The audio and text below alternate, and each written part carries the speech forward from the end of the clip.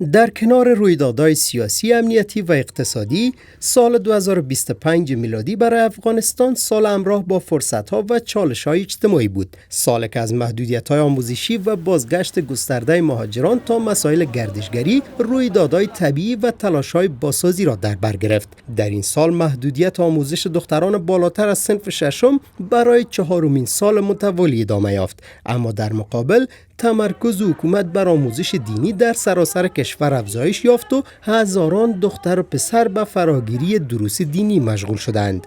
بر اساس آمار وزارت معارف از آغاز سال تا کنون 238 مکتب و مدرسه در 19 ولایت به شمول کابل با هزینه 2.5 میلیارد افغانی از بودجه عادی حکومت، کمک‌های نهادهای مددرسان و همکاری‌های مردمی احداث شده است. همچنین به گفته منصور احمد حمزه، سخنگوی وزارت معارف، در 31 ولایت از جمله کابل 970 مکتب با هزینه 270 میلیون و 746 هزار افغانی از بودجه عادی حکومت، کمک‌های نهادهای مددرسان و همکاری‌های مردمی ترمیم و نوسازی شده‌اند. د افغانستان اسلامي امارت د پوهنې وزارت هڅه کوي ترڅو د زده کوونکو لپاره معیاري، خوندي او سالم زده کړیز چاپیریال برابر کړي.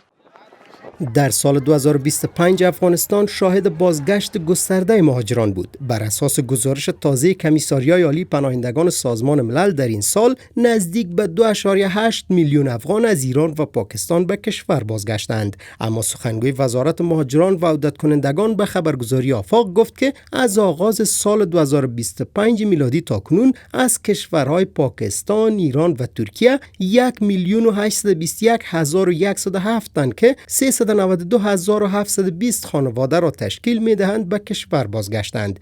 به گفته وزارت مهاجران از این میان 179,217 خانواده از پاکستان، 213,221 خانواده از ایران و 282 خانواده از ترکیه به افغانستان بازگشتند. بر اساس گزارش این وزارت در میان بازگشت کنندگان 1,245,842 تن آنان مجرد بودند. مونږ په ټولو ملي او نړیوالو سازمانونو غږ کوو چې د کډوالو ملاتړ ته لومړیتوب ورکړي، د هغوی د تعلیم، روغتیا او د کار فرصتونو په برخه کې جدي توجه وکړي او د هغوی د انساني حقونو د خوندیتوب د تضمین لپاره هلې ځلې وکړي.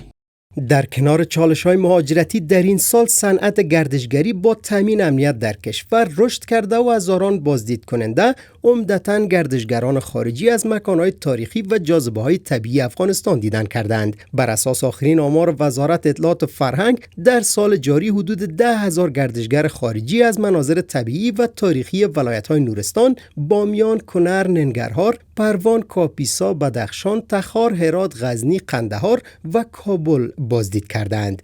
این وزارت برای رفاه گردشگران در مناطق پربازدید 6 هتل جهت بود و باش احداث کرده است. به گفته خبیب غفران، سخنگوی وزارت اطلاعات و فرهنگ، از آغاز حاکمیت دوباره امارت اسلامی تا کنون شمار گردشگران خارجی در افغانستان 5 برابر افزایش یافته است. همزمان با این شماری از شهروندان افغانستان هم به بیرون از کشور سفرهایی داشتند. بر اساس گزارش اداره ملی آمار ازبکستان، در 10 ماه نخست سال 2025 میلادی شهروندان افغانستان بیشترین سفرهای تجاری را به این کشور داشتند. طبق این آمار از جنوری تا اکتبر نزدیک به 339,585 شهروند افغانستان به منظور تجارت و فعالیت‌های اقتصادی وارد ازبکستان شدند، رقمی که افغانستان را در صدر فهرست کشورهای خارجی از نظر شمار سفرهای تجاری قرار می‌دهد. سال اول که امارت اسلامی حاکم میشه این حدودی 500 و چند نفر می باشه. سال دوم این به بیشتر از تقریبا 5,000 و باز به 8,000. امسال ما امکان 10,000 و بیشتر از 10,000 را میتیم که یعنی سال به سال آمار سیاحین بالا رفته میره. این البته سیاحین خارجی هست.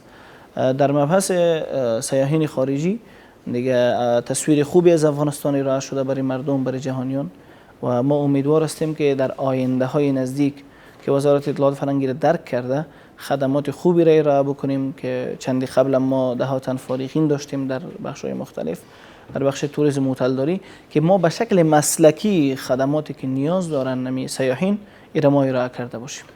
افغانستان در سال 2025 با خشکسالی‌های مکرر و بلایای طبیعی از جمله سیلاب‌ها و زلزله‌ها روبرو بود. رویدادهایی که میلیون‌ها نفر را تحت تاثیر قرار داد. این پدیده‌های اقلیمی تولیدات کشاورزی را تهدید کرد، صدها خانواده را بی‌خانمان ساخت و هزاران تن را نیازمند کمک‌های فوری انسانی نمود. اداره ملی آمادگی مبارزه با حوادث امارت اسلامی به خبرگزاری آفاق گفت که در سال جاری در پی رویدادهای طبیعی و غیر طبیعی 2961 تن جان باخته و 7183 تن زخمی شدند. به گفته حافظ محمد یوسف حماد سخنگوی اداره، در میان جان باختگان 1497 مرد، 1566 زن و 938 کودک شاملند.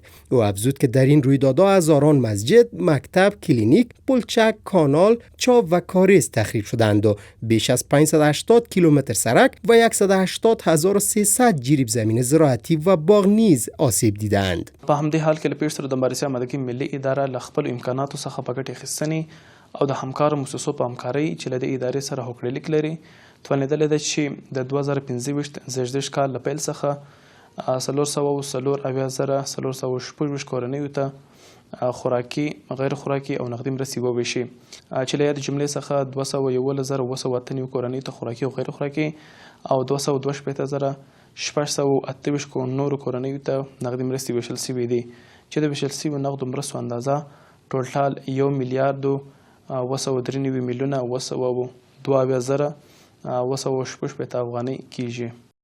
در عین حال اقتصاد کشور برای دومین سال متوالی با تمرکز بر کشاورزی، معادن و زیرساخت‌ها مانند جاده‌ها و پروژه‌های برق رشد کرد. بازگشت مهاجران تقاضا را افزایش داد، اما کاهش کمک‌های خارجی چالش‌های نیز ایجاد کرد. به گفته مسئولان حکومتی، پروژه‌های جدید جاده‌ای و انرژی پیشرفت‌هایی داشتند.